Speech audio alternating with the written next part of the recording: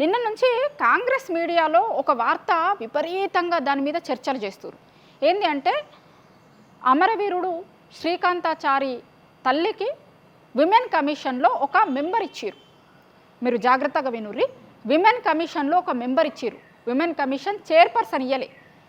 అది కేకే బిడ్డ అంతకుముందు మేయర్గా చేసింది చూసిరా హైదరాబాద్కి, జిహెచ్ఎంసీకి, అగో ఆమెకి ఇచ్చారు. దాంట్లో కమిషన్లో ఒక మెంబర్ ఇచ్చారు. ఒక మెంబర్ ఇస్తేనే మేము చాలా పెద్ద పదవులు ఇచ్చినాము, అందలం ఎక్కించినాము అని మాట్లాడుకుంటారు కదా కాంగ్రెస్ పార్టీ వాళ్ళు, చెప్తున్నారు కదా.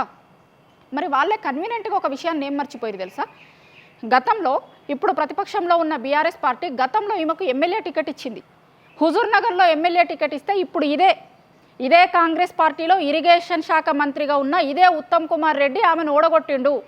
మరి ఆ రోజు ఎందుకో అమరవీరుడి తల్లి పోటీ చేస్తుంది, నేను పోటీలో పక్కకుంటా ఆమెను యునానిమస్గా గెలిపిద్దాం, ఇట్లాంటి ప్రకటనలు ఎందుకో చేయలేరు? ఆ రోజు ఆమె మీద పోటీకి దిగి ఆమె మీద మాట్లాడి ఆమెను ఓడగొట్టింది ఇదే కాంగ్రెస్ పార్టీ కదా. మీరు ప్రతిపక్షంలో ఉంటే ఒక మాట, అధికారంలో ఉంటే ఇంకొక మాటనా?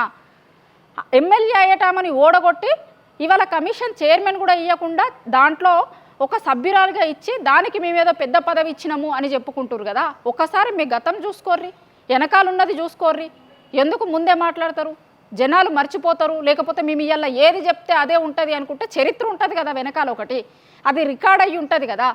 అదే శ్రీకాంతాచారి తల్లి శంకరమ్మకు బీఆర్ఎస్ పార్టీ గతంలో ఎమ్మెల్యే టికెట్ ఇస్తే ఓడగొట్టింది ఇదే కాంగ్రెస్ పార్టీ. ఇవాళ కంటి తుడుపుగా ఏదో చిన్న పదవి ఇచ్చి దాన్ని మేము ఏదో చేసినాము అన్న లెక్క కలరింగ్ ఇచ్చుకుంటున్నారు. గతం ఎవరు మర్చిపోలేదు, కండ్ల ముందుందే, చాలా ఏండ్ల కింద జరిగింది కాదు. తెలంగాణ ప్రజలందరూ కూడా చూస్తుంది. కాబట్టి ఒకసారి మాట్లాడే ముందు మన గతం కూడా వెనక్కి తిరిగి చూసుకొని మాట్లాడితే మంచిగా ఉంటుంది అనేది తెలంగాణలో ఉన్న ప్రజలు అంటున్నారు.